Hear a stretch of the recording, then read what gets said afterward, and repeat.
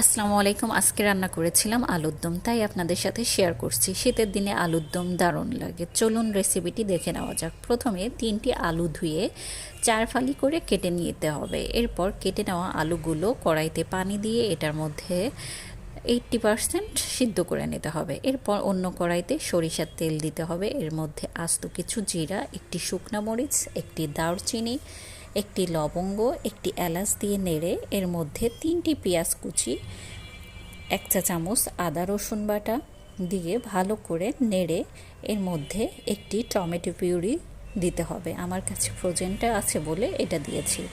এরপর লবণ, হলুদের গুঁড়া, মরিচের গুঁড়াটা স্বাদ মতো, জিরা গুঁড়া, ধনিয়া গুঁড়া 1 চা চামচ করে দিয়ে মশলাগুলো ভালো করে কষিয়ে নেবেন। আলুর দমের মশলাটা যত ভালো করে কষাবেন আলুর দম ততটা টেস্টি হবে। 1 টেবিল চামচ টক দই দিবেন। আমি বাসায় বানিয়েছিলাম বলে পানি পানি লাগছে। এবার আবারও ভালো করে কষিয়ে মশলার উপরে যখন তেল বেশি উঠবে তখন সামান্য চিনি ব্যালেন্সের জন্য দিয়ে দিতে হবে এবং সিদ্ধ করে রাখা আলু আবারও দিয়ে কষিয়ে নিতে হবে।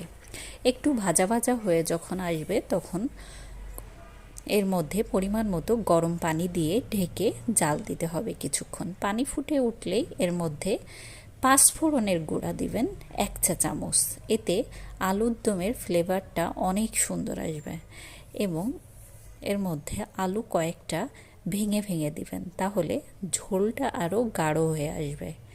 আলুর উপরে যখন এবার তেল উপরে দেখা যাবে তখন জাল নিভিয়ে দিবেন এবং দমে রাখবেন 5 মিনিট। ব্যাস তৈরি হয়ে গেল গরম গরম আলুর দম। এটি লুচি, পরোটা অথবা রুটির সাথে পরিবেশন করতে পারেন। আজ এ পর্যন্তই।